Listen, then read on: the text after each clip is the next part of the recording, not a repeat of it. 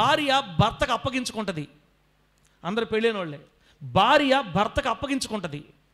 భార్య ఒక్కసారి భర్తకి తనను తను అప్పగించుకున్న తర్వాత మరణం వరకు ఇంకా తన భర్తను విడిచి దూరంగా వెళ్ళదు. తన భర్తను కాదని పరాయి పురుషుడి వైపు చూడదు. తన కుటుంబం కాదని మరొకరి కోసం కష్టపడదు. అలా కష్టపడిందంటే ఆమె అక్రమంలో ఉందంటారు. వెలివేస్తుంది లోకం. ఆమెను ఇంకా విలువ ఇవ్వడం మానేస్తుంది. ఆమె క్రమం తప్పిపోయింది. ఆమె దేవుని చిత్తాన్ని నుంచి బయటికి వెళ్ళిపోయింది. ఆమె తన జీవితంలో సొంత నిర్ణయాలు తీసుకొని తన జీవితాన్ని పాడు చేసుకుంది అని మనం అనుకుంటాం. ఒక భార్య తన భర్తకి తన జీవితాంతం తను ఎలా అప్పగించుకుంటుందో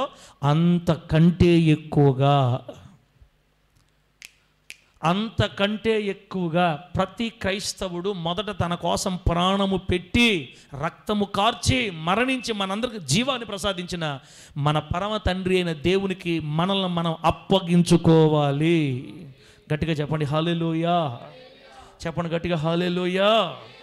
అప్పగించుకోవడం అంటే అర్థం ఏంటి? మీకు అర్థమైంది కదా. భార్య భర్తకి అప్పగించుకుంది అంటే భర్తని కాదని భార్య ఏ పని చేయదు. చేస్తే ఏమవుతుంది? కుక్కలు కొట్టే కర్రలు ఎరగతుంటాయి. చేస్తే ఏమవుతుంది? రోడ్ల మీద ఈడ్చుకొని తనుకుంటారు. చేస్తే ఏమవుతుంది? పంచాయతీలు పాలవుతారు. చేస్తే ఏమవుతుంది? ఊర్లో గౌరవం పోద్ది. భర్తని కాదని భార్య ఏది చేయదు, చేయకూడదు కూడా దేవుని వాక్యం ప్రకారం. భర్త పర్మిషన్ లేకుండా భార్య తన సొంతగా ఏది చేయదు. ఎందుకంటే భార్య భర్తకి లోబడమని వాక్యం చెప్పింది మనకి. అది ఒక అన్యోన్య అనుబంధం. భార్య తన ప్రేమని పిల్లలకు పంచవచ్చు. తల్లి తన బిడ్డలకు ప్రేమను పంచవచ్చు. పిల్లలు తల్లిదండ్రులకి తమ ప్రేమను పంచవచ్చు. తర్వాత మనము మన ఇంటి పొరుగు వారి పక్కన వాళ్ళ మీద ప్రేమను పంచవచ్చు. అర్థమవుతుందా? ఒక స్టూడెంట్ తన టీచర్ మీద ప్రేమను వ్యక్తపరచవచ్చు. టీచర్ తన స్టూడెంట్స్ మీద ప్రేమను వ్యక్తపరచవచ్చు. మనం పొరుగు వారిని ప్రేమించవచ్చు. మన ప్రేమను అందరికీ పంచవచ్చు. కానీ ఒక్క భార్య విషయంలో మాత్రం తన ప్రేమని తన భర్తకు తప్ప ఇంకెవరికి ఒక భార్య కేవలం తన భర్తకు తప్ప తన ప్రేమని ఇంకొకరు పంచకూడదు. అలా పంచితే అది అక్రమం అవుతుంది. కొందరికే చేయాలి. కొన్ని సంబంధాలు కొందరికే ఉండాలా. అలా కాదు పక్కింటి ఆయన మీద కూడా అప్పుడప్పుడు ప్రేమ చూపిస్తానంటే అది అపార్థం అవుతుంది, అది అక్రమం అవుతుంది. భార్య భర్తలకున్న సంబంధం కంటే గొప్పది క్రైస్తవ విశ్వాసికి దేవునికి ఉన్న సంబంధం. మొట్టమొదటగా మనము మన దేవునికి సరెండర్ అయిపోవాలి. దేవునికి మహిమ కలుగునుగాక. యేసయ్యా నీ చిత్తమే నాలో జరగాలి, నీ కొరకే నేను బ్రతకాలి, నువ్వు ఏది చేయమంటావో నేను అదే చేస్తా, నీ మాట మీరి ఒక్కటి కూడా నేను పక్కకి తొలగిపోను, నీకు ఏది ఇష్టమో అలా బ్రతుకుతా, నువ్వేది చేయొద్దంటావో అది చేయను, ఏది మాట్లాడొద్దంటావో ఏది చూడొద్దంటావో ఎటు వెళ్ళొద్దంటావో అన్నీ కట్ చేస్తా ప్రభువా. నేనుండేది నిన్ను సంతోషపెట్టడానికి, నేనుండేది నిన్ను మహింపరచడానికి. నా కోసం ప్రాణం పెట్టి నన్ను రక్షించుకున్నావు, నీవు తప్ప వేరొక దిక్కు నాకు లేదు, నీవే నా ప్రాణం, నీవే నా సర్వస్వం, నీవే నాకు దిక్కు అనాలి ప్రతి క్రైస్తవుడు దేవుణ్ణి. దాన్నే దేవునికి అప్పగించుకోవడం అంటారు. మన ఇష్టాలు పక్కన పెట్టి కరుణక మన ఇష్టాలు ప్రక్కన పెట్టి మన సొంత ఇష్టాలన్నీ చంపుకొని నడుం కట్టుకొని మన కోసం ప్రాణం పెట్టి పాపము నుండి శాపము నుండి లోకము నుండి మనల్ని వేరు చేసి నరకాగ్నిని తప్పించి పరలోకం కొరకు మన కోసం ప్రయాసపడి శిలువ యాగాన్ని బలియాగాన్ని పూర్తి చేసిన మన పరమ తండ్రి అయిన దేవునికే మన జీవితాలు అప్పగించుకొందుముగాక. గట్టిగా చెప్పండి హల్లెలూయా. ముందుకెళ్లే ముందు ఒక ప్రశ్న, ఇక్కడ ఎంతమంది దేవునికి తమ జీవితాలు అప్పగించుకున్నారు? సబ్మిట్ అంటారు ఇంగ్లీష్లో. సబ్మిట్ చేయటం, సరెండర్ అయిపోవడం. సబ్మిట్ చేసామంటే ఇక మనం తిరిగి తీసుకోలేం దాన్ని. మనం ఒక్కసారి భార్య, ఒక స్త్రీ, కన్యగా ఉన్న ఒక స్త్రీ భార్యగా ఒక వ్యక్తి జీవితంలోకి వెళితే ఇక ఆ స్త్రీ మరణంతోనే అతను విడిపోవాలా. అవునా కాదా అన్న? మీరు ఏ సంవత్సరంలో మాట్లాడుతున్నారు? మీరు ఇది 2024 అన్నా. అమెరికా కానీ మీరు వెళితే ఉదయాన్నే పెళ్లి చేసుకొని సాయంత్రం విడిపోతారు, వాళ్ళ ఇష్టం. అది బైబిల్ చెప్పలా. మనకు కావాల్సిన అమెరికా కల్చర్ కాదు, మనకు కావాల్సింది 2024 కల్చర్ కాదు, మనకు 21వ శతాబ్దం ట్రెండ్ కాదు మనకు కావాల్సింది.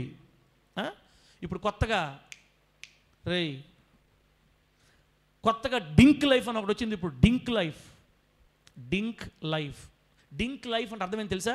పెళ్లి చేసుకుంటాం మేము, నాకు భర్త కావాలా, నాకు భార్య కావాలా, కానీ మా ఇద్దరు పిల్లలు వద్దు. ఎందుకంటే మేము సంపాదించేది మాకే చాలు. సంపాదిస్తే పెళ్ళిళ్ళు చేసుకోవాలి, పెళ్ళి సంపాదిస్తే పిల్లలు కనాలి. మాకే తినడానికి లేదు, మళ్ళీ మేము పిల్లలను కానీ వాళ్ళకేం పెట్టలేక ఎందుకనే. అందుకని జీవితాంతం హ్యాపీగా మేము DINK life, we lead DINK life. పిల్లలు లేకుండా హ్యాపీగా ఒకరికొకరు బతికేస్తాం, చచ్చిపోతాం, తింటాం, చచ్చిపోతాం. బైబిల్ అది చెప్పింది. బైబిల్ మీరు సంపాదిస్తేనే పెళ్ళిళ్ళు చేసుకోండి, మీరు సంపాదిస్తేనే పిల్లలు కానండి, మీరు సంపాదిస్తేనే సంపాదించమని, కష్టపడమని దేవుడు చెప్పాడు. ఏ కష్టం చేసినా లాభం కలగద్దని దేవుడు చెప్పాడు. సోమరిపోతులు పెట్టిన ప్రవేశం ఇది, సోమరిపోతులు చేసే పని ఇది. దేవుని చిత్తము నుండి దూరంగా జరిగిపోయిన సోమరిపోతులు చేసిన పని ఇది. డింక్ లైఫ్ అంట, తలకాయ లైఫ్ కదా. ప్రభు మనల్ని ఏం చెప్పాడంటే, మీరు ఫలించండి, అభివృద్ధి చెందండి, భూమిని నిండించండి, దాన్ని లోపరచుకోండి, మీరు విస్తరించండి అని దేవుడు చెప్తే మేము డింక్ లైఫ్. వీళ్ళు ఉన్నారే. ఇప్పుడు మీకు ఇంగ్లాండ్ తెలుసా? ఇంగ్లాండ్ అనే పేరు విన్నారా? యూకే అంటారు.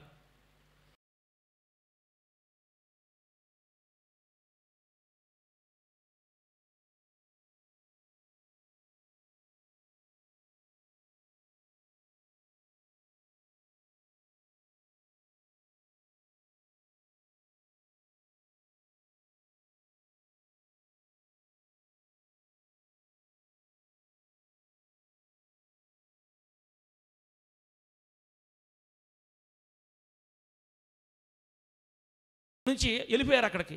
పోతా వీళ్ళతో పాటు తీవ్రవాదులు కూడా పోయారు అక్కడికి. తీవ్రవాదం చూడు తెలుసు కదా, బాంబులు వేసి మెడకాయలకు వస్తుంటారే, చంపేస్తుంటారు చూడు, బాంబులు పేల్చేసుకుంటూ వీళ్ళందరూ పోయారు. ఇప్పుడు లాస్ట్కి ఏమైందంటే ఇంగ్లాండ్ పరిస్థితి, ఇంగ్లాండ్లో పుట్టి పెరిగిన వాళ్ళు జనాభా ఏమో డింక్ లైఫ్, పిల్లలు లేరు. పరాయి దేశం నుంచి వాళ్ళ దేశంలోకి వచ్చారే, ఒక్కొక్కరు 8 మంది పిల్లలు కన్నారు. ఎంతమంది కన్నారు? 3 భార్యలు, 8 మంది పిల్లలు, 10 మంది భార్యలు, 20 మంది పిల్లలు, 7 మంది భార్యలు, 14 మంది పిల్లలు. తిరిగి చూసుకునేసరికి 100 సంవత్సరాల లోపల ఇంగ్లాండ్ అంతా ముస్లింలు వశం అయిపోయింది. మనవాళ్ళు డింక్ లైఫ్ వాళ్ళు జనాభా లేరు. ఇప్పుడు వాళ్ళు ఏమనుకుంటారంటే, పిల్లలు కానండి. ఏం కనేది? ఇంకా అయిపోయింది, ఇంకేం కనేది? వాళ్ళు ఆక్రమించేసారు దేశాన్ని. వాళ్ళు ఏమంటున్నారంటే, మా చట్టాలు ఇంగ్లాండ్లో అమలు అవ్వాలి, మా ముస్లిం చట్టాలు ఇంగ్లాండ్ అంతా రావాలని ఇప్పుడు కొట్టుకు చేస్తున్నారు అంతే ఒకరొకరు. ఎక్కడి నుంచి వచ్చాం? దేవుడు భార్యాభర్తలు వివాహం చేసుకుని విస్తరించి పిల్లలను కనండి దేవుడు చెప్తే డింక్ లైఫ్ అన్నారు వీళ్ళు. అర్థమవుతుందా? కాబట్టి దేవుని చిత్తానికి లోబడాల. భార్య ఒక్కసారి భర్త జీవితంలోకి ప్రవేశించిందంటే మరణంతోనే వారిద్దరు విడిపోవాలి. అది దేవుని చిత్తం. అమెరికాలో ఒకరోజు విడాకులు తీసుకుంటారంటే అది వాళ్ళ ఇష్టం. అది బైబిల్ చెప్పలా. We must follow Bible culture. మనం కేవలం బైబుల్ కల్చర్ మాత్రమే పాటించాలా. Whether you are in US, whether you are in UK, నువ్వు యూకేలో ఉన్నా, నువ్వు అమెరికాలో ఉన్నా, న్యూజిలాండ్లో ఉన్నా, ప్రపంచంలో ఆ మూల ఉన్నా, ఈ మూల ఉన్నా, ఎక్కడున్నా, ఇండియాలో ఉన్నా, నెల్లూరులో ఉన్నా, నీవు 2024 కాదు 2132లో కూడా బైబుల్ కల్చరే మనం పాటించాలా. ఆమె చెప్పండి గట్టిగా. We must follow Bible culture. మగవాళ్ళు పెళ్లి చేసుకోవటం ఏందిరా? దాన్ని నువ్వు లేఖలు చేయటం ఏంది? మనకి ఎందుకు వచ్చిన బాధలు ఇవన్నీ? మనం బైబుల్ కల్చర్ ఫాలో అవ్వాలి. బైబుల్ ఏది చెవిదే చేయాలా. ఒక్కసారి భార్య భర్త జీవితంలోకి వస్తే మరణమే వారిద్దరిని విడదీయాలి. ఇది దేవుడు పెట్టిన రూలు. మేము విడాకులు తీసుకుంటామంటే అది మీ ఇష్టం. తర్వాత నేను ఈ మాట ఎందుకు చెప్పానంటే, మాసిదోనియా సంఘస్థులు మొదట దేవునికి అప్పగించుకున్నారు. కనకరాజు లేచావా? మెలకువలోకి వచ్చావా? చెప్పు, ఎవరికి అప్పగించుకున్నారు మొదట? ఎవరికి? కనకరాజు అర్థమేలా? అంతే, అర్థమవుతుంది అంతే.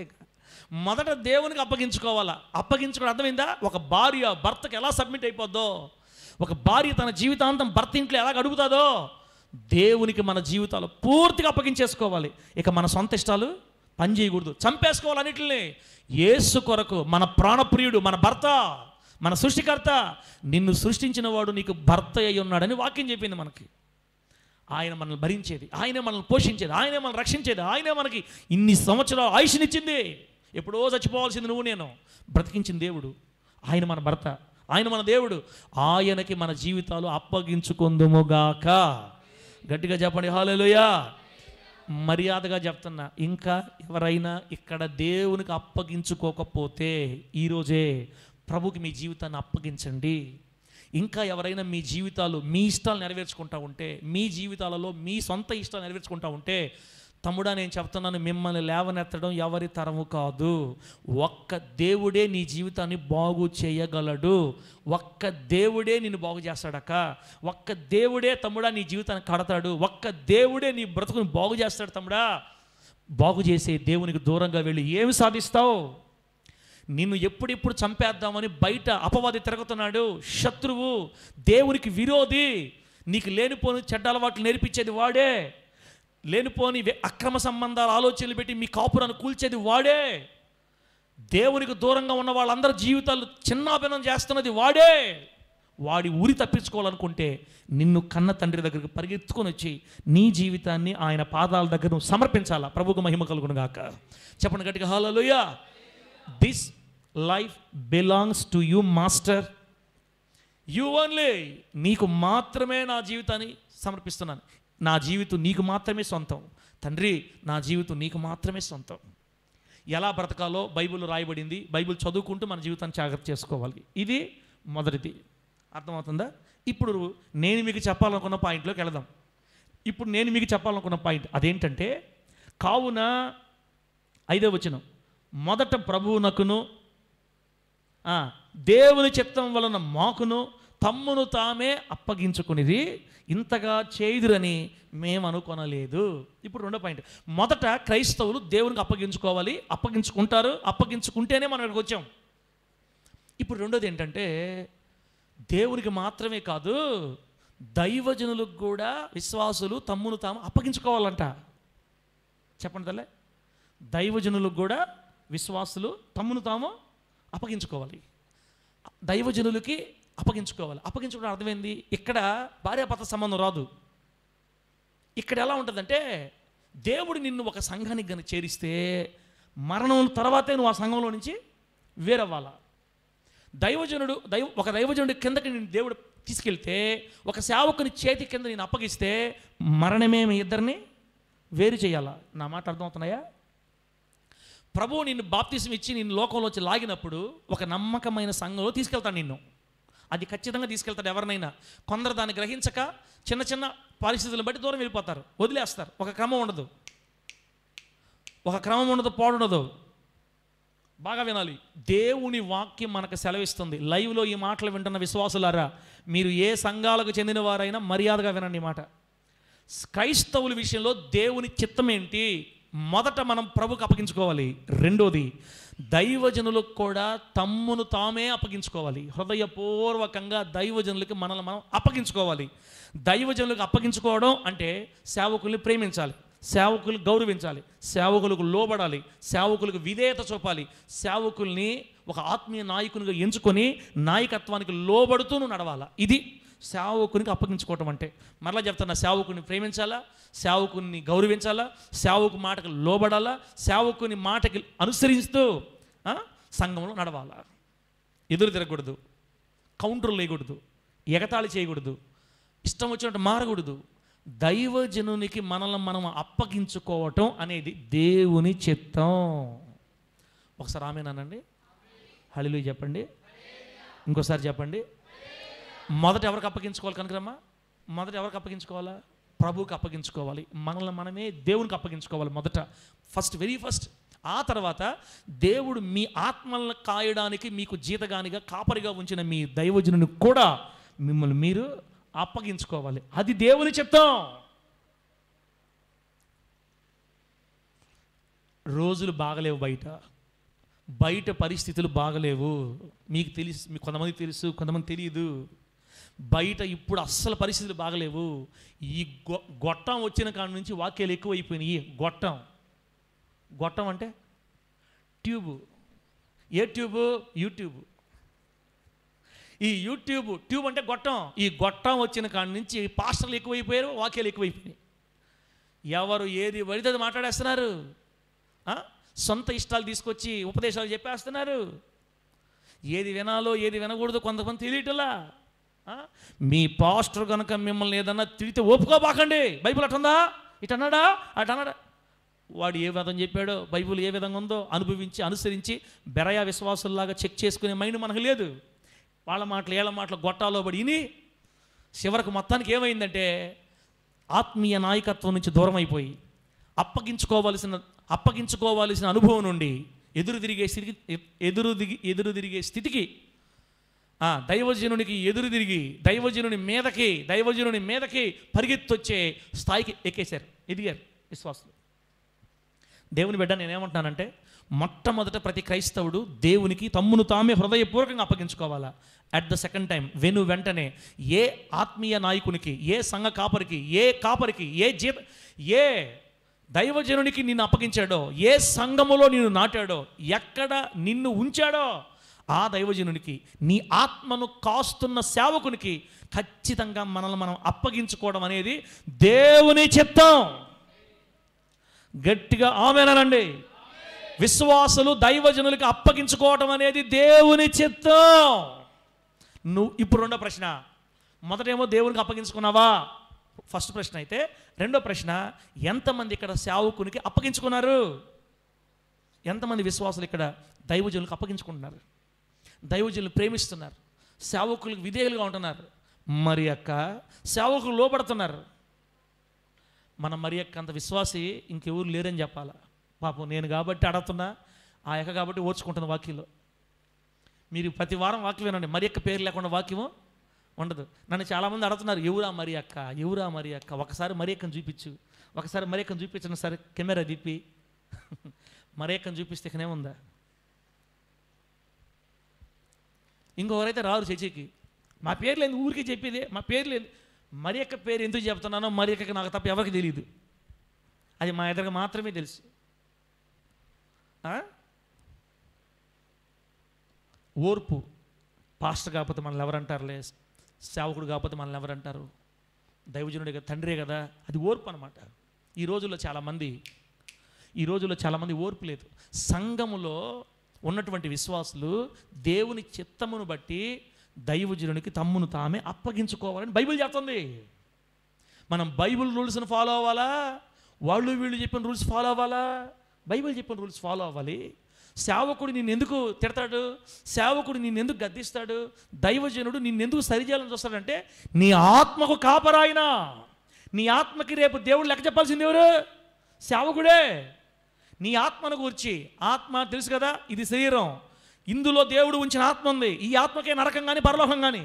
ఈ ఆత్మను గురించి దేవుని ఎదుట లెక్క చెప్పాల్సింది సేవకుడు కాబట్టి ఒక్కొక్కసారి గద్దిస్తాడు, మాట్లాడతాడు. కోపం ఎక్కువ ఉంటే నాలాంటి ఇంకొంచెం హుషారుగా తిడతాడు అనమాట. అంత మాత్రం చేత మీ ఆయన నేను పైన పడి కొట్టినప్పుడు కాపురం చేస్తున్నావే. జోసఫ్ అన్న 4 రౌండ్లు వేసాడు అనుకో మా బిడ్డని, అనుకుందాం ఓకే వేయలే, మా జోసఫ్ చాలా మంచోడు, మా చెల్లెలు ఏమండు. ఒకవేళ కొట్టాడు అనుకుందాం,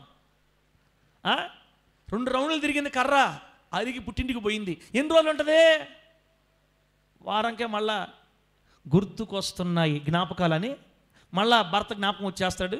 ఎంతకాలం అమ్మింట్లో ఉంటే, ఎంతకాలం పుట్టింట్లో ఉంటే, ఇది నా ఇల్లు కాదు కదా, కొట్టినా తిట్టినా మా ఆయనే నా సర్వస్వం అనుకొని ఒకవేళ మా అన్న గెట్టోడయ్యి ఏం ఫోన్ చేయకుండా ఉన్నాడు అనుకో, పక్కన వాళ్ళకి ఫోన్ చేస్తుంది, ఇక్కడ ఎట్లున్నాడు ఆయన, ఏమన్నా మీతో ఏమన్నా అంటున్నాడు, నా గురించి మాట్లాడుతున్నాడా అంటే, పిన్నే నేను ఇంత బాగా కామెడీ చేస్తున్నా, కొందరు నీరసంగా ఉంటున్నారన్న, ఏం చేయాలా? కామెడీకి నవ్వు రావాలి కదా. కొంతమంది భలే నీరసంగా ఉంటున్నారు, పక్కింటి వాళ్ళకి పక్క వాళ్ళకి ఫోన్ చేస్తారు. అంటే నీతేమన్నా మాట్లాడా, నా గురించి ఏమైనా మాట్లాడా అంటే, అంటే నా మీద ప్రేమ లేదులంటే, చూసి ఈడు చేయబల్లే పెట్టబల్లే, వాడేంది నన్ను పిలిచేది, నా ఇల్లు అది వచ్చేస్తుంది. కొంతమంది వచ్చేస్తారు, కాపురాలు కట్టుకునే వాళ్ళు ఇంటికి వచ్చేస్తారు. కొంతమంది భర్తలు ప్రేమ గలవాళ్ళు, నాదే తప్పు కదా నేనే కొట్టానని ఫోన్ చేసి చేయడమే కాకుండా ఇంటికి పోయి తీసుకొచ్చుకుంటారు. అది మంచిది. ఇంకా భార్యలు మనం తిట్టినప్పుడు మనమే పోయి తీసుకురావడం మంచిది. అప్పుడన్నా తగ్గాలయా మనమా? అప్పుడన్నా తగ్గాలా? మనం కొట్టినప్పుడన్నా తగ్గకపోతే అట కొంతమంది అంటారు. అట్ట కదా కాపురాలు పోయేది చాలామందికి. పాపం మళ్ళీ తీసుకొచ్చుకుంటా, ఎన్నైనా కొట్టు, ఎన్ని కర్రలు ఇరిగిపోయినా కాపురం మాత్రం వదలట్లే ఇళ్ళు. పాస్టర్ ఒక్క మాట అంటే, సురేష్ ఒక్క మాట అంటే సార్ మమ్మల్ని అన్నారు. ఇప్పుడు పౌలు గారు ఏం చెప్తున్నాడంటే, పౌలు గారు ఏమంటున్నాడంటే, ఇదిగో దేవుని చిత్తము వలన మాసిదోనియ విశ్వాసులు మాకు కూడా అప్పగించుకున్నారు.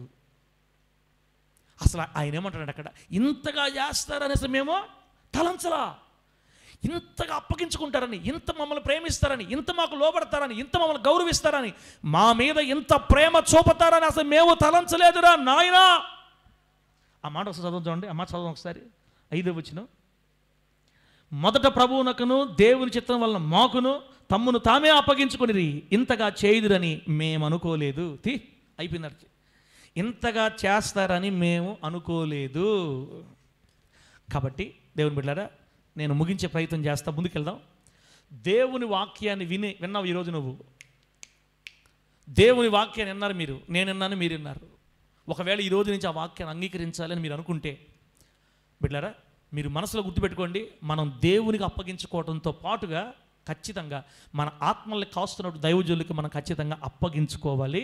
తమ్మును తామే హృదయపూర్వకంగా, ఇష్టపూర్వకంగా, అంటే సేవకుని ప్రేమించాలి, గౌరవించాలి, ఘనపరచాలి, లోబడాలి, వెంబడించాలి. ఏ గొర్రెైనా గొర్రెల కాపరి మీద అలిగినట్టు నువ్వు చూసావా జోసెఫ్ అన్న?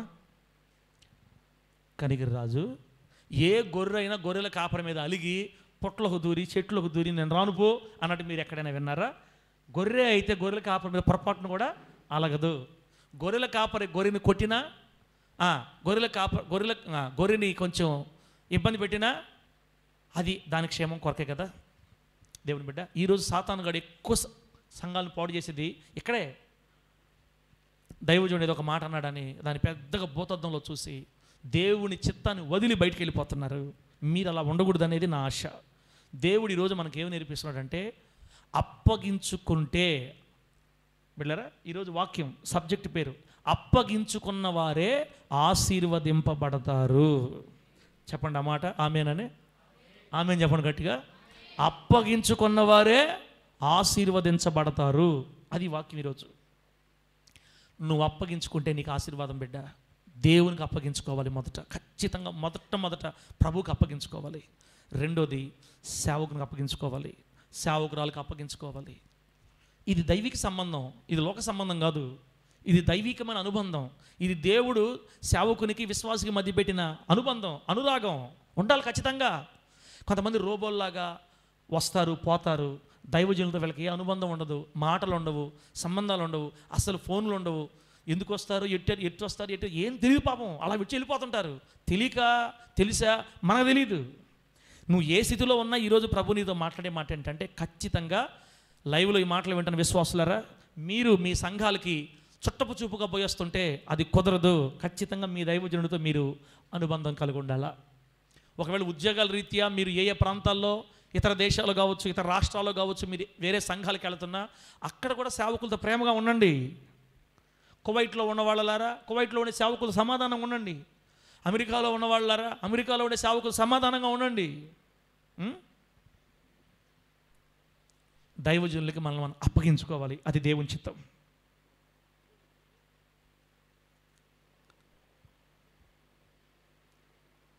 సంఘాలు చాలా పేర్లతో ఉన్నాయి ఇప్పుడు. దేవుని సంఘం మొక్కలు కనపడుతుంది. బ్యాప్టిస్ట్ సంఘాలని, పెంతెకోస్తు సంఘాలని, లోథరన్ సంఘాలని, ఆర్సీఎం సంఘాలని, సిఎస్ఐ సంఘాలని, ఐపీసీ ఇండియన్ పెంతెకోస్తు అదొక శాఖ. రకరకాల పేర్లతో రకరకాలుగా విడిపోయాం మనం. కానీ ఎవరు ఆరాధించేదైనా ఎవరినే? ఒక దేవుణ్ణే. మందిరాలు పేర్లు ఏ వేరైనా, సంఘాలు సిద్ధాంతాలు క్రమాలు ఏవైనా అందరూ ఆరాధించేది ఆ ప్రభునే కదా. మరి అందరూ ఆరాధించేది ఆ దేవుని అయినప్పుడు ఎందుకు దైవజనుల మీద తిరుగుబాటు చేస్తున్నారు?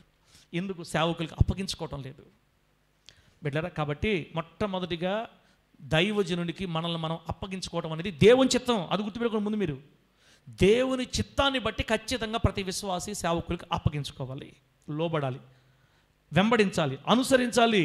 బిడ్డరా, ఒక దైవజనుడు చెప్పాడు, ఆశీర్వాదాలు మన ఇంటి వాకిట్లో ఉంటాయంట. దేవుడు మన కొరకు దాచి ఉంచిన ఆశీర్వాదాలు మన ఇంటి వాకిట్లో ఉంటాయి. అవి ఎప్పుడు నీ మీదకి వస్తాయంటే, లోపలికి వస్తాయంటే, మనము దేవునికి మొదట, రెండోది నీ సంఘ కాపరికి నువ్వు అప్పగించుకుంటే ఆశీర్వాదాలు పంట. ఈరోజు సంఘాలకి దైవజనులకి వ్యతిరేకంగా మారడం వల్ల ఆశీర్వాదాలు పోగొట్టుకుంటున్న వాళ్ళు కోకొలలుగా ఉన్నారు. సంఘాలకి వ్యతిరేకంగా ప్రవర్తించడం వల్ల, దైవజనులకి వ్యతిరేకంగా ప్రవర్తించడం వల్ల చాలా నష్టాలు కొని తెచ్చుకుంటున్నారు. కాబట్టి నేను ఫైనల్గా ఒక వ్యక్తి గురించి చెప్పి ముగిచ్చేస్తాను. ఈరోజు ఒక వ్యక్తి గురించి చెప్పి ముగిచ్చేస్తా. వచ్చే వారం మిగతా వ్యక్తి గురించి మనం విందాం. దేవుని బిడ్డ, టోటల్గా ఈరోజు మీకు ఏమర్థమైందంటే, అప్పగించుకున్న వారే ఆశీర్వదించబడతారు. ఆమేన్ గట్టిగా. హల్లెలూయా. మొదట దేవునికి అప్పగించుకోవాలి. రెండోది సేవకునికి, దైవజనునికి, నీ కాపరికి, నీ ఆత్మీయ నాయకునికి, నీ ఆత్మీయ తండ్రికి నువ్వు అప్పగించుకోవాలా. బిడ్డలారా, ఇప్పుడు ఒక వ్యక్తి గురించి చదివేసి నేను ముగించేస్తా. ఒక వ్యక్తి గురించి చదివేసి ముగించేస్తా. ఆదికాండం దగ్గరికి వెళదాం. అక్కడ ఒక ఆయన అప్పగించుకున్నాడు. అప్పగించుకోవడం అంటే ఏ రేంజ్లో ఉండో చెప్తాను మీకు నేను. అప్పగించుకోవడం అంటే ఏ రేంజ్లో ఉండాలి, సేవకుని గురించి మాత్రమే చెప్తున్నాను నేను. దేవుని గురించి చెప్పడానికి మనకు మాటలు లేవు. మన జీవితాంతం ఆయనకే అప్పగించేసుకోవాలి, వేరే మాటే లేదు. ఇది సేవకుని గురించి మాత్రమే. 22వ అధ్యాయం దగ్గరికి వెళదాం. ఆదికాండం 22వ అధ్యాయం 9వ వచనం నేను చదువుతున్నాను, చూడండి ఒకసారి. 9వ వచనం. అలాగూ వారిద్దరూ కూడి వెళ్ళి దేవుడు అతనితో చెప్పిన చోటికి వచ్చినప్పుడు అబ్రాహాము అక్కడ బలిపీఠమును కట్టి కట్టెలు చక్కగా పేర్చి తన కుమారుడు ఇస్సాకును బంధించి ఆ పీఠము పైన ఉన్న కట్టెల మీద ఉంచెను. ఇది మనందరూ తెలిసిన మాట. ఇప్పుడు నేను చదివింది అబ్రహాం గారి గురించి. చెప్పండి, ఎవరి గురించి తమ్ముడా? అబ్రహాం గారి గురించి. అప్పగించుకోవడం అనే మాట మీద మీ మైండ్ ఉండాలి. ఇప్పుడు అబ్రహాము గారిని దేవుడు ఒక మాట చెప్పాడు అబ్రహాం గారికి. అబ్రహమా, నీకు ఒక్కడై ఉన్న నీ కుమారుని అనగా నీవు ప్రేమించు ఇస్సాకును నువ్వు తీసుకొని మోరియా ప్రదేశానికి వెళ్ళి ఆ పర్వతాలలో నేను చూపించే ఒక పర్వతం మీద నీ కుమారుని నాకు బలివ్వాల. ఇది నిజముగా నరబలి కోరి కాదు, కానీ అబ్రహాము గారిని పరిశోధించడానికే దేవుడి టెస్ట్ పెట్టాడని బైబిల్లోని రాయబడింది. అబ్రహామును దేవుడు పరిశోధించనని రాశాడు దేవుడు బైబిల్లో. నిశ్చయంగా నన్ను ఖచ్చితంగా పరిశోధిస్తాడు ఆయన. ఒకనొక రోజు నీకు ఎగ్జామ్ పెడతాడు ప్రేమరాజు, నాకు ఎగ్జామ్ పెడతాడు, టెస్ట్ చేస్తాడు మనల్ని. బాగా వినండి, ఎందుకు ఇది జరిగిందంటే 75 సంవత్సరాల వయసులో అబ్రహాం గారికి పిల్లల్ని ఇస్తానని వాగ్దానం చేశాడు దేవుడు. పిల్లల్ని ఇస్తాను అని వాగ్దానం చేసినప్పుడు అబ్రహాం గారి వయసు ఎంత? 75. అప్పుడు పిలిచాడు రమ్మని. 70 సంవత్సరాల వయసులో దేవునికి లోబడి బయలుదేరి ఇప్పుడు 100కు చేరుకున్నాడు. 25 సంవత్సరాలు ఊరిస్తున్నాడు దేవుడు, ఇస్తానని. 100వ సంవత్సరంలో దేవుడు చెప్పిన మాట ప్రకారం వరపుత్రుడు పుట్టాడు. 100 సంవత్సరాల ముసలోడికి బిడ్డ పుడితే అది ఇస్తానని ఊరిచి ఇస్తే పిల్లలు లేకపోతే ఆ బాధ తల్లిదండ్రులకి ఎలా ఉంటుందో అనుభవించే వాళ్ళకి మాత్రమే తెలుస్తుంది, అందరికి తెలియదు. ఇప్పుడైతే పెళ్ళైన సంవత్సరంలోనే పిల్లలు పుట్టాలంట. ఇప్పుడు ట్రెండ్. పెళ్ళైన సంవత్సరానికే ఇంకా పిల్లలు పుట్ల మీక ఏది సంవత్సరానికే. పాపిష్టి మనుషుల మధ్య జీవిస్తున్నాం మనం. కనీసం పెళ్లి చేసుకున్నానికి ఒక 2-3 సంవత్సరాలు అట కాదు, సంవత్సరంకే పిల్లల పట్ల. ఇంకేం ప్రాబ్లం, ఆయనకేం ప్రాబ్లం ఆయనలోనా ఈమెలోనా? చచ్చిపోతున్నారు బయట దంపతులు పాపం. వాళ్ళ బాధపడలేక హాస్పిటల్ పోయి వేలు తగలబెడుతున్నారు. ప్రభు ఇస్తాడు కదా. అవమానం. సరే ఊరిచి 100 సంవత్సరాలు దేవుడిస్తే ఆ బిడ్డ పుట్టగానే ఏ తండ్రికైనా ఎట్టుంటుందనా? నాకంటూ ఒక కొడుకు పుట్టాడు, నా వారసుడు పుట్టాడు. ఎవరు చెప్పు, ఎవరు పుట్టారంట తల్లే? వారసుడు, నా ఆస్తికి వారసుడు, నా వంశోద్ధారకుడు పుట్టాడని పాపం చాలా ఆనందం కదా. మనందరికీ పిల్లలు పుట్టారు. మన పిల్లలు మనం ఎలా పెంచుకున్నామో మనకు తెలుసు. హదస్సాకైతే ఫస్ట్ హదస్స పుట్టిన తర్వాత అప్పుడు నాకెంత వయసు? 22 సంవత్సరాలకి పాప పుడితే నాకేం మైండ్ మెచ్యూరిటీ లేదు, నాకే తెలియదు లోకం. ఇంత పిల్ల ఉండేది అనమాట. 8 నెలలకే పుట్టింది. బాగా బలహీనం, సన్నగా ఉండేది, చేతులు కాళ్ళు ఎత్తి ఇటుండే వేళ్ళలాగా. అందరూ ఏమన్నారంటే, ఒరే మెంటలోడా, చెట్లు బాగుంటే పండ్లు ఎన్నైనా పుడతాయి. ఏంది వాళ్ళు చెప్పింది నాకు, చెట్లు బాగుంటే పండ్లు ఎన్నైనా పుడతాయి, ఎన్నైనా కాస్తాయి. అది పక్కన పడేది, అది చిన్న పేలికిని పట్టుకొని అని అన్నారు పెద్దవాళ్ళు నా సై చూసి. కానీ కన్నాం కదా, పుట్టింది కదా, వాళ్ళనంత ఈజీగా మనం వదిలేయలేం. ఆ ఏలికినే చేతులు ఇటు పెట్టుకొని పాస్టమ్కి భయం, స్నానం చేయడం కూడా భయం, చిన్నగా ఉందని నేనే చేతిలో పెట్టుకొని తుడుచుకుంటా ఉండేవాడిని. బొమ్మకు తుడుస్తారే స్నానం లేదు, స్నానం చేయొద్దని చెప్పారు 3 నెలల దాకా.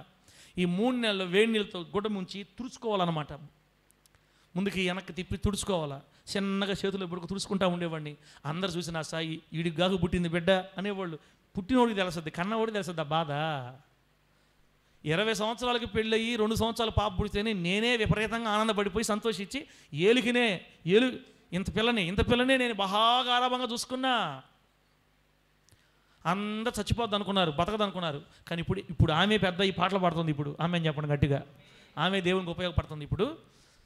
కానీ 100 సంవత్సరాలకు బిడ్డ పుడితే ఆ ఆనందం ఎట్టుంటుంది, ఎంత మురిసిపోయాడో. ఒక రకంగా చెప్పాలంటే దేవుని ఆరాధిస్తున్న అబ్రహాం గారి మనసులో ఒక విగ్రహం ఏర్పడిపోయింది. ఇస్సాకు అనే విగ్రహం ఏర్పడిపోయింది. వారసుడి మీద అధిక ప్రేమ అయిపోయింది. తన 100 సంవత్సరాలకు పుట్టిన బిడ్డని విపరీతంగా ప్రేమించేస్తున్నాడు. ఎవరికైనా అంతే, అది సర్వసాధారణం. కానీ ప్రభు దాన్ని ఒప్పుకోడు, గుర్తుపెట్టుకోండి. ఆయనకి ఇవ్వాల్సిన స్థానాన్ని ఇంకొకరికి ఇస్తే దేవుడు అసలు ఒప్పుకోడు. అందుకని ప్రభు ఏమన్నాడంటే, నీ హృదయంలో ఏర్పరచబడిన లోపల ముద్దులు పెడుతున్నా, లోపల ప్రేమించావు నీ బిడ్డను, మంచిదే. ఇప్పుడు నువ్వేం చేయాలంటే నీ కళ్ళ ముందున బిడ్డను చంపడం కాదు, నీ లోపల ఏర్పాటు చేసుకున్నావే ఇస్సాకు విగ్రహం, నీ గుండెల్లో ఏర్పాటు చేసుకున్నావే ప్రేమ విగ్రహం ఇస్సాకు, అది పోవాలంటే ముందు నువ్వు బలి అన్నాడు. బాగా వినండి. ఎప్పుడైతే బిడ్డని చంపమని దేవుడు చెప్పాడో, ఏ తండ్రికైనా ఎలా ఉంటుందో అది అనుభవించే వాళ్ళకే. భార్యకి చెప్పలేదు, పని వాళ్ళకి చెప్పలేదు, ఇస్సాకు చెప్పలేదు, లోపల మదన పడిపోతున్నాడు. కానీ ఒకటి మాత్రం అర్థమైంది, 100 సంవత్సరాలకి నాకు పిల్లల్ని ఇచ్చింది ఎవరు? దేవుడే. దేవుడు నాకు పిల్లల్ని ఇచ్చినప్పుడు ఆయన ఏది చెప్తే నేను చేయాలా. ఎక్కడి నుంచో నన్ను తీసుకొని వచ్చాడు, ఇక్కడ నన్ను మహారాజుగా దీవించాడు ఆయన.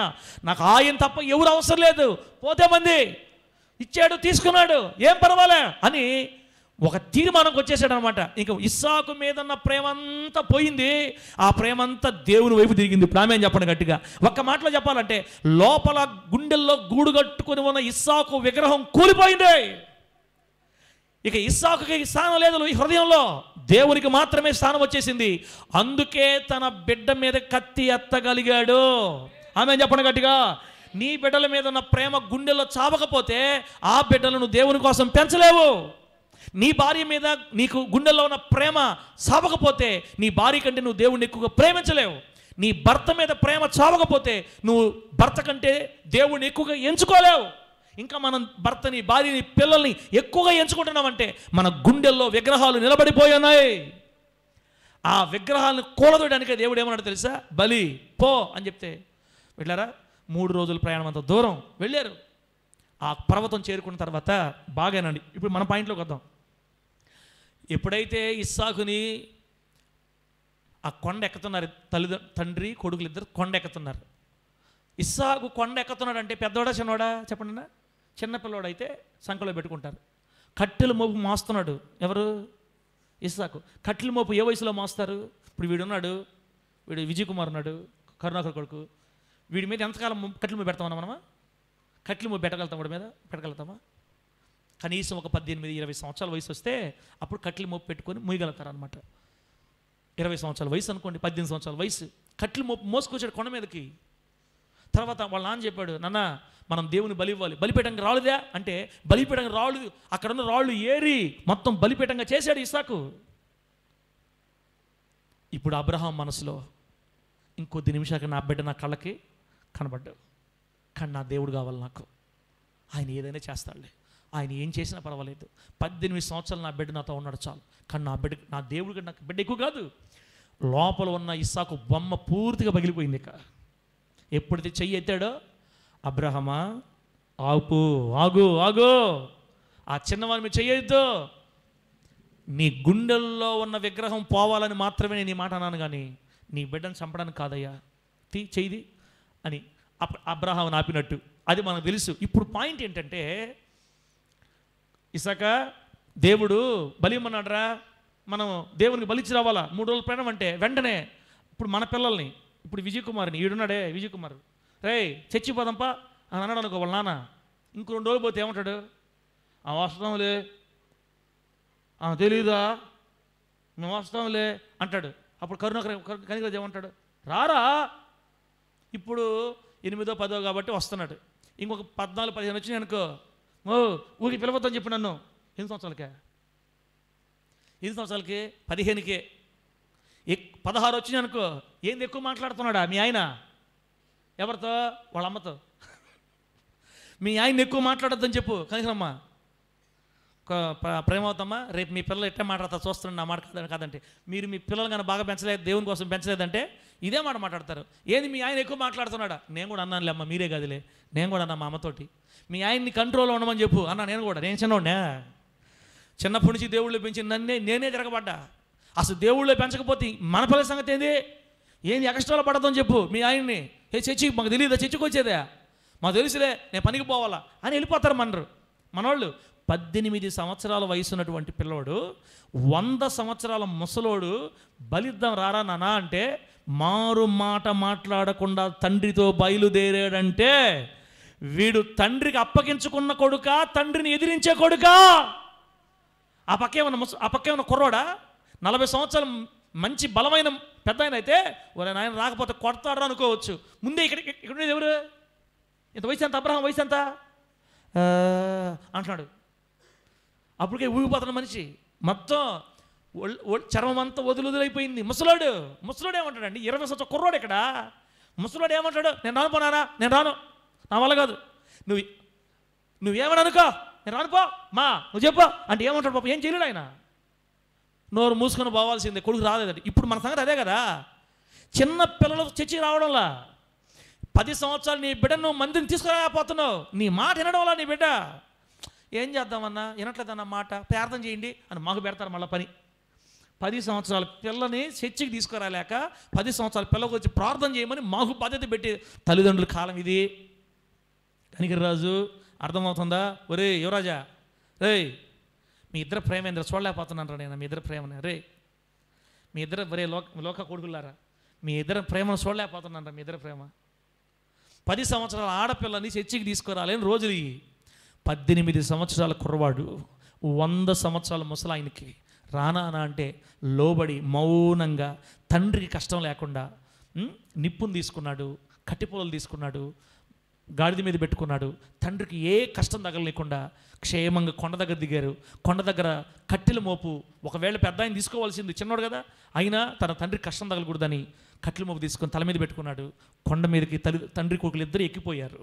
కొండ మీదకి వెళ్ళిన తర్వాత చెప్పు నాన్న ఏం చేద్దామంటే, రాళ్ళేరు బలిపీఠం కట్టు అంటే తన బలిపీఠం, తాను బలి చేయబడే ఆ బలిపీఠం తన చేతులతోనే రాళ్ళు ఏరుకున్నాడు. రాళ్ళు తెచ్చి బలిపీఠాన్ని కట్టాడు. ఇప్పుడు ఏం చేయమంటావు నాన్న? ఇప్పుడు ఏం చేద్దాం నాన్న? ఇస్సాకు వెనక్కి తిరిగాడు. చేతులు వెనక్కి పెట్టాడు. తాడుతో కడుతున్నాడా? చేతులు వెనక్కి పెట్టి అన్నప్పుడే లైట్ వెలిగింది. అంటే ఇప్పుడు గొర్రెపిల్ల ఎవరు? కొండ మీదకి వచ్చేటప్పుడు ముందే అడిగాడు, నాన్న నిప్పు ఉంది, కట్టెలు ఉన్నాయి, మరి దహన బలి గొర్రెపిల్ల ఎక్కడా అంటే వాళ్ళ నాన్న అన్నాడు, యెహోవా చూసుకుంటాడులేరా, మనం పోదంపా. వెనక్కి తిరుగు అన్నప్పుడు డౌట్ రాలా, చేతులు వెనక్కి పెట్టి అన్నప్పుడు డౌట్ వచ్చింది. చేతులు వెనక్కి పెడతా ఉంటే ఆ చేతులు పట్టుకొని ఇరిచి కట్టి తాళ్ళు కడుతున్నాడు. ఎందుకంటే ఒకవేళ బలి ఇచ్చేటప్పుడు నా కొడుకు మరలా తిరగబడతాడేమో, కాళ్ళు చేతులు కట్టేస్తే అప్పుడు గొంతు కొయ్యటానికి నాకే ఇబ్బంది ఉండదు. ఒక తండ్రి తన కొడుకుని చేతులు వెనక్కి ఇరిచి కట్టేటప్పుడు ఆ తండ్రి మనసు ఎంత విరిగిపోయింది. తండ్రి మనసు పక్కన పెడితే కొడుకు కుర్రోడు 18 సంవత్సరాల కుర్రోడు వాళ్ళ నాన్న చేతులు కడుతున్నప్పుడు అర్థమైపోయింది, ఇప్పుడు బలిచ్చేది నన్నే, ఖచ్చితంగా ఈ కొద్ది నిమిషాలు నేను చచ్చిపోతా. నా మాట అర్థమవుతున్నాయా? కొద్ది నిమిషాలు నేను ఖచ్చితంగా చచ్చిపోతా. ఈ ముసలోడు నన్నే చంపైపోతున్నాడు, దేవుడికి నన్నే బలి ఇవ్వబోతున్నాడు అంటే దేవుడు బలి అడిగింది నన్నా. నిమిషంలో టకటక వస్తాయి ఆలోచనలు, అంతే. వయసు ఎంత? 18 అని తెలుసు. ఒకవేళ తనకిష్టం లేకపోతే తండ్రిని ఎదిరించాలనుకుంటే పెద్ద కష్టమా మీరు చెప్పండి? 18 సంవత్సరాల కుర్రోడికి 100 సంవత్సరాల ముసలోని ఒక్క తోపు దోస్తే అంతెందుకు. ఇప్పుడు మన వాళ్ళని పెట్టండి, మన పిల్లల్ని పెట్టండి, కుంఫు షాట్లు కొడతారు ఇప్పుడు ఒక్కొక్కరిని. కుంఫు షాట్లు కూడా వెళ్ళి అడ్రస్ లేకుండా రే డ్రమ్ము తీసుకొని రోడ్డు మీద నడిచిపోరా ఇంటి బందిరం దాకా అని అను నీ కొడుకునే. రే డ్రమ్ము పోయి రోడ్డు మీద కొడుకుని డ్రమ్ము పోయిరా అను. రే నడిచిరా మందిరంకి గొల్ల వీధి నుంచి నడిచిరండి అని అను నీ కొడుకుని 2 రోజులు పోయిన తర్వాత. ఎట్టకన పడుతుంది నీ కంటిగా అనకపోతే నన్ను అడుగు. తన బలిపీయడానికి తానే రాళ్ళు ఏరుకున్నాడు. తనను చేతులు విరిచి కడుతుంటే మౌనంగా కట్టించుకున్నాడు.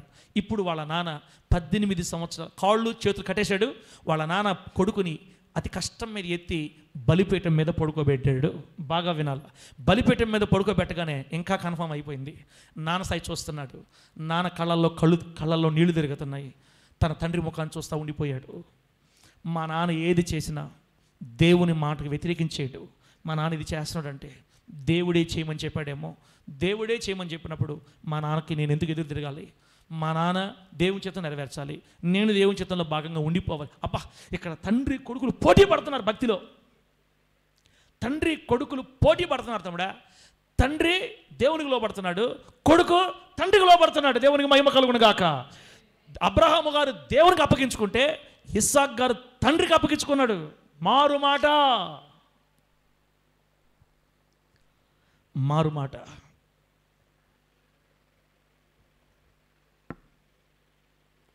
బిళ్ళరా. ఎంత అప్పగించుకోకపోతే, ఎంత లోబడకపోతే, ఎంత ప్రేమించకపోతే, వాళ్ళ నాన్న ఎంత ప్రేమించకపోతే, వాళ్ళ నాన్నకి ఎంత లోబడకపోతే, 18 సంవత్సరాల కుర్రోడు బలిపీఠం మీద ఎత్తి పెడుతుంటే మౌనంగా ఉంటారా? ఇస్సాకు అబ్రహాముకి అప్పగించుకున్నట్లుగా ఒక విశ్వాసి తన ఆత్మీయ కాపరికి అప్పగించుకోవాలి. ఆమేన్ చెప్పండి గట్టిగా. ఇస్సాకు తన తండ్రికి అప్పగించుకున్నట్లుగా ప్రతి విశ్వాసి తమ సేవకునికి అప్పగించుకోవాలి ఖచ్చితంగా. అది దేవుని చిత్తం. ఆమేన్ అన్న గట్టిగా. అదే దేవుని చిత్తం. అప్పగించుకున్న వారే ఆశీర్వదించబడతారు. అప్పగించుకున్న వారే ఆశీర్వదించబడతారు బిడ్డలారా. ఆ తర్వాత ఇస్సాకు విషయంలో ముందుకెళితే ముందుకెళితే ఇస్సాకు 100 ఫలము సంపాదించుకోగలిగిన జ్ఞానవంతుడు. పంట వేస్తే 100 ఫలం తేగలుగుతాడు అనమాట. మంచి జ్ఞానం వ్యవసాయంలో ఎలా చేస్తే బాగా పండద్ది బాగా తెలుసు. అంత మాత్రమే కాదు, ఇస్సాకు మంచి అవనస్తుడు. ఇప్పుడు 40 సంవత్సరాల వయసు వచ్చింది, పెళ్ళికి వచ్చాడు. ఇప్పుడు ఇస్సాకు ఎట్లాంటి పరాక్రమశాలిగా మారాడంటే, ఇస్సాకును చూస్తే అక్కడ ఉండేవాళ్ళంతా భయపడుతున్నారు. మంచి బలాఢ్యుడయ్యాడు, జ్ఞానవంతుడయ్యాడు, వివేకవంతుడయ్యాడు. మంచి బిడ్డలారా, కనానీయులు సైతం ఇస్సాకును చూసి పురుషులు వణిగిపోతున్నారు. మంచి దేహదారుఢ్యం, యవ్వనస్తుడు. ఇప్పుడు బాగా చెప్పండి, పంట బాగా పండించగలుగుతాడు. యుద్ధంలో ఆరితేరిన వాడు. తన ఇంట్లో ఉన్నవాళ్ళు కూడా యుద్ధం నేర్చుకుంటుంటే ఈయన నేర్చుకున్నాడు. మంచి జ్ఞానవంతుడు, సౌందర్యవంతుడు. ఇస్సాకును తలంచుకుంటే రాజుల మనసులు వణుకు పడుతుందంట. రాజుల వెన్నులో వణుకు. 318 సైనికులు. ఇంకా అక్కడ మళ్ళా ట్రైనింగ్ జరుగుతూ ఉంది. అబ్రహాం గారి కుటుంబం అంటే అందరూ భయపడిపోతున్నారు.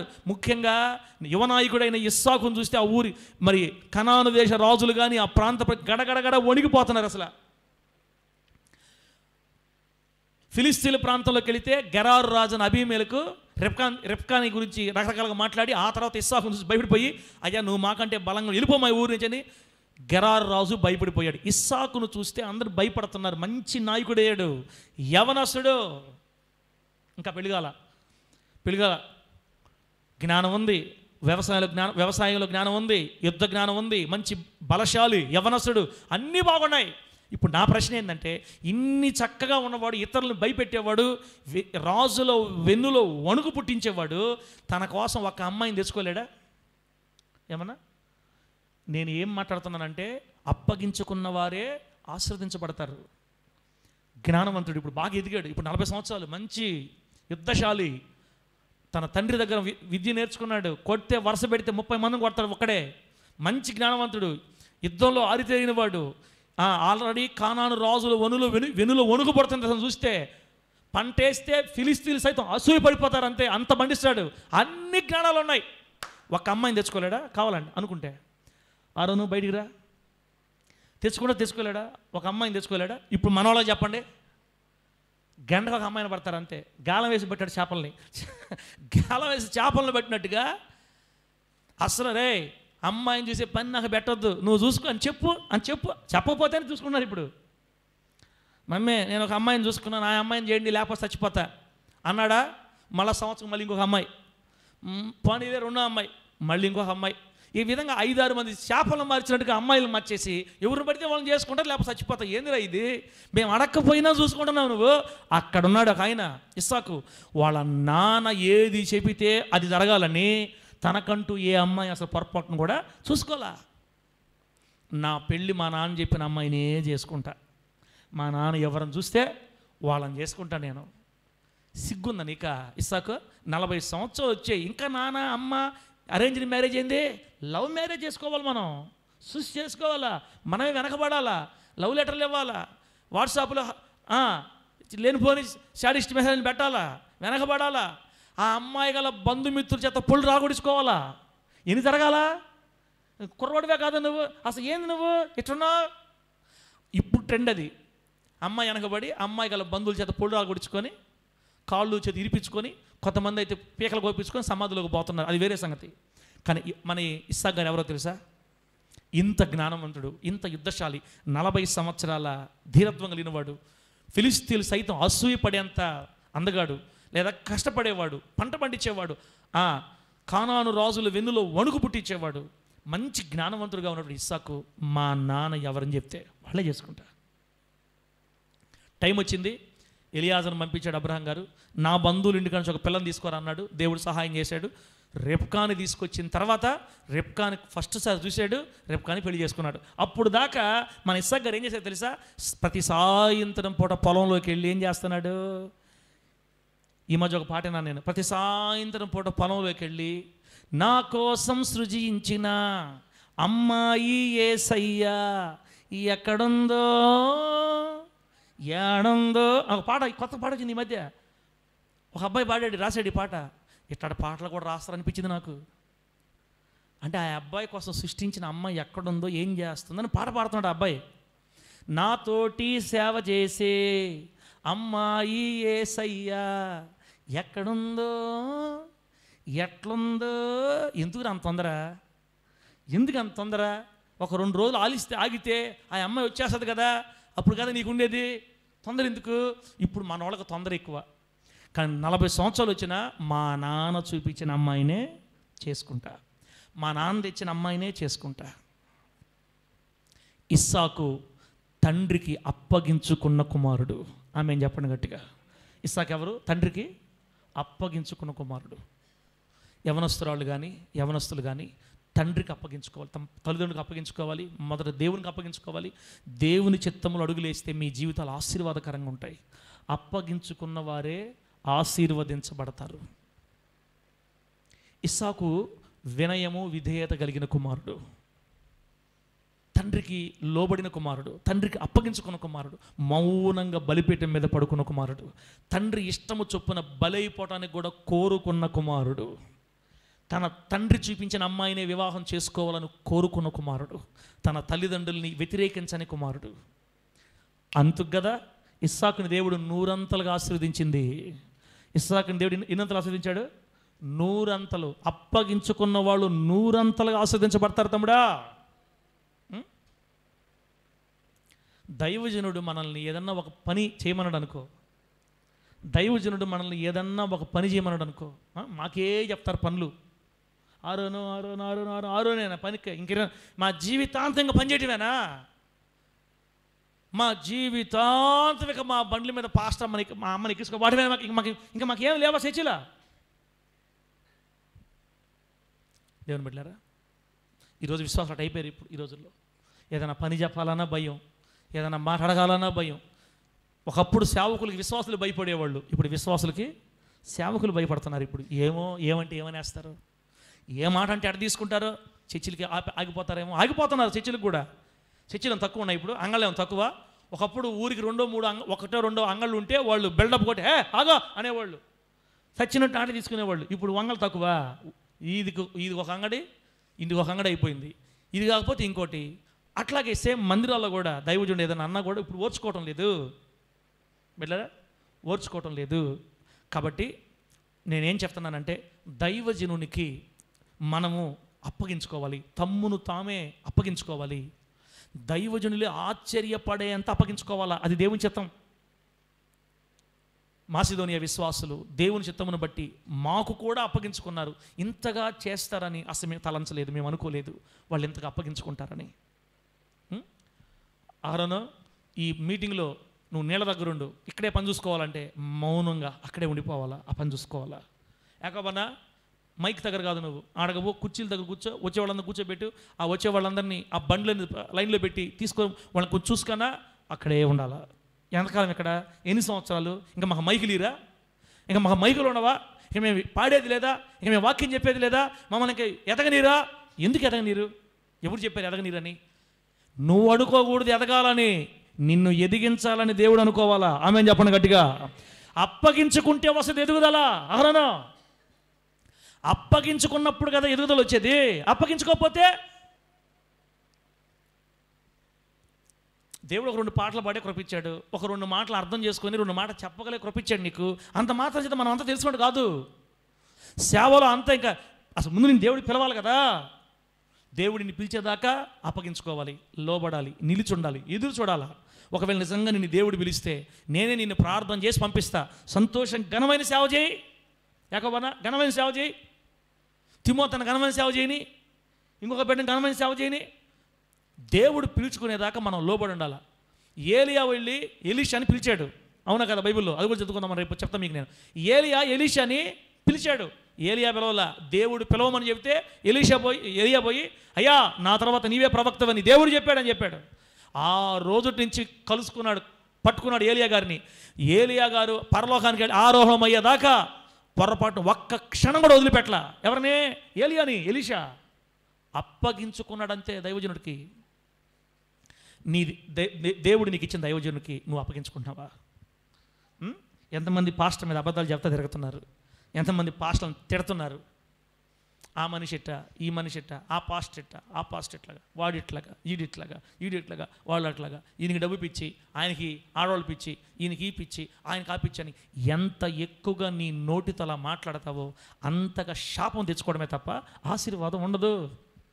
అప్పగించుకున్న వారే ఆశీర్వదించబడతారు. ఒక భార్య తన భర్తకు లోబడి తీరాలి. ఒక విశ్వాసి క్రీస్తుకి అప్పగించుకొని తీరాలా. అలాగే సంఘం తమ దైవజనుడికి లోబడి గౌరవించి తమ దైవజనుడి మార్గాలను అనుసరించి తీరాలా. ఖచ్చితంగా అలా చేస్తేనే ఆశీర్వాదం. ఇస్సాకు ఎలాగైతే తన తండ్రికి అప్పగించుకున్నాడో, మరణం దాకా తన తండ్రి దగ్గర వేడకుండా, తన తండ్రిని బాధ పెట్టకుండా, తన తండ్రితోనే కలిసిమెలిసి తన తండ్రిని తానే సమాధి చేసి సంతోషంగా తన తండ్రికి సమాధికి ఎలా పంపాడో, అలాగే నీవు నేను దేవుని సంఘములో నిలబడి, దేవుడు రూతు ఏమనింది నయముతోటి చెప్పండి, లాస్ట్ మాట ప్రార్థన చేసుకుందాం. రూతు ఏమనింది? అత్త నాతో రావద్దు అని. కానీ చెప్పండి ఏమనింది?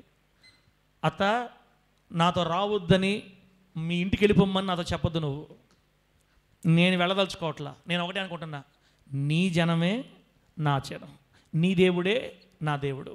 నువ్వెక్కడ జీవిస్తావో అక్కడే జీవిస్తా, నువ్వెక్కడ చనిపోతావో అక్కడ చనిపోతా, నువ్వెక్కడ సమాధి చేయబడతావో. సమాధి గురించి చెప్పొద్దామి, సమాధి గురించి కూడా చెప్పద్దు. నేను మిమ్మల్ని అదే అంటున్నా, ఒక్కసారి దేవుడు నిన్ను ఇక్కడ తీసుకొచ్చాడంటే ఆయన చిత్తంలో ఉన్నావు. నువ్వు నేను ఇక్కడ నాటాడు, ఇక్కడే ఉండాలా సమాధి.